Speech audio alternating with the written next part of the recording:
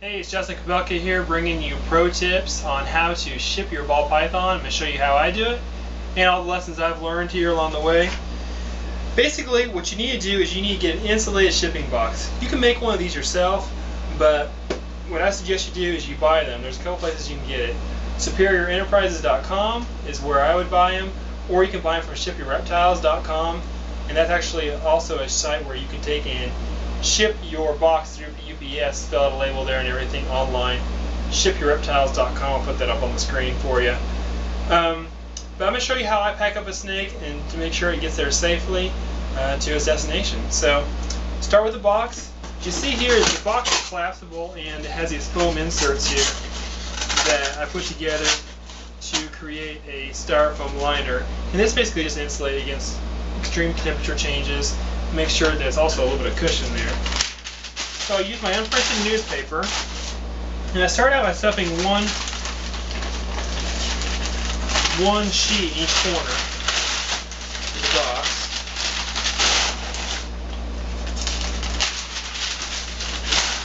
Okay, and it's padded up in each corner, and it creates kind of a nest here in the center. My whole goal. Let me go ahead and put one more piece here in the center.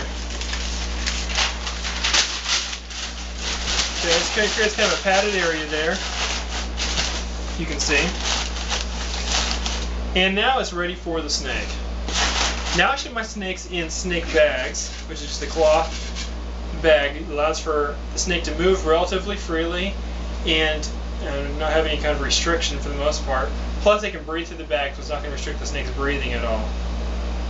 I'm going to take the bag and I'm going to put a paper towel on the bottom of it, and this is also for if the snake pees or poops at all in the process of shipping, it's absorbed and doesn't go around the bottom of your box or get on the snake too much. And so that goes in the very bottom. I'm going to grab the snake here and stick a baby one in here. This is I'm not actually shipping this snake out, I'm just doing this for a demonstration, but this is a black pastel, 100% het pied. It's a little ringer, it's a pretty little boy. And I'm going to put him in the bag here. He's a little nippy here, so I'm going to try not to... There we go. Now, a lot of people will tie the tops of their bags once they get in here. I like to twist mine up and then use a rubber band. I'll show you why. First of all, when you twist it up, make sure your snake's body is not caught up in there at all. You don't want to twist your snake up.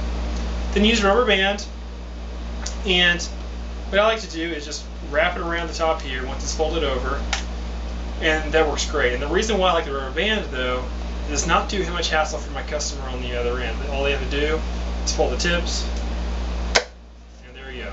And it's open, just like that. So, I'm going to go ahead and pack this up, though. Twist it up again. Rubber band. Tell us I've done this a few times. And it's secure. Okay, put it down in here inside my box.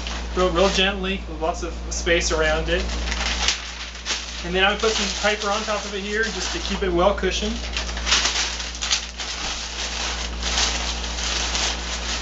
Alright. And one more piece here. What I do on top is I just fold a little sheet on top, flat. Just kind of hold everything flat. And then my styrofoam lid goes on. Now if it's in the winter, I'll use a heat pack. I'll put a heat pack, I'll tape it to the top of the lid, which I'll go ahead and show you one of those here if I can find one. Okay. This is a heat pack. This is a 40-hour heat pack. There's also a 72-hour. And these work great for heating the box the entire time they're shipping. And we are in hot times here in Georgia right now, but I'll go ahead and show you one of these as an example. Okay, these are activated by being exposed to the air, okay? It's going to provide heat for 40 hours. So I do that, lay that on my top there, get some tape.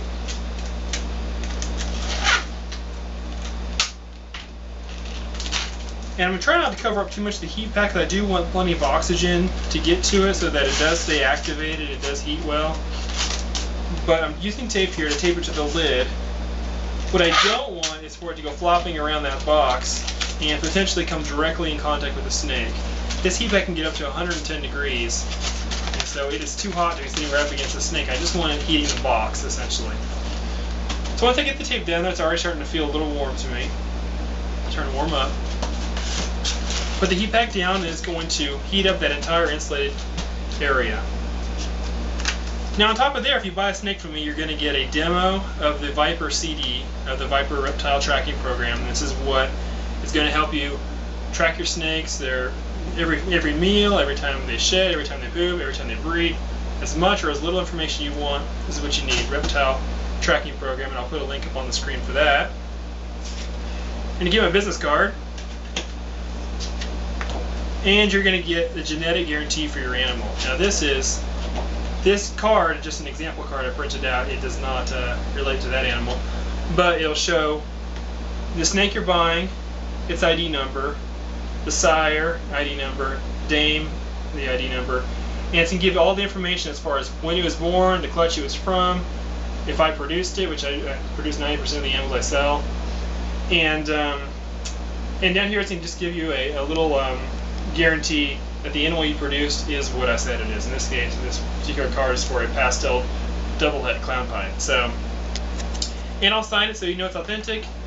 Put it in lamination so it can't be ruined by water or anything.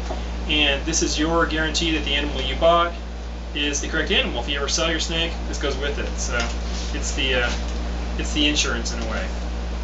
Put that right on top. If you purchase a snake, there will also be a receipt in there as well. And I am ready to seal it up. You see here, this box has been used before.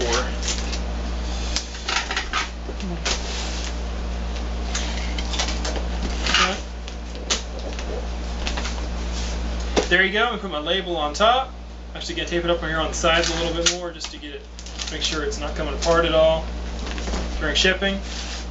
Now, if I have more than one animal in here, I'll go ahead and poke some holes in the sides. For just that one small animal like what's in there now, there's plenty of air in here to get it all the way to the destination. There's no reason to expose it to the temperatures of the outside by poking holes in it. But label to your house goes on top, and it's ready to ship. UPS will come pick it up, or FedEx, or Delta Dash, however it's actually going this time. So that's how I pack a snake. Hope you learned a few things about it, and if you ever are shipping a snake to your customers or shipping a snake to me, I'm going to refer you to this video so that you know what to do.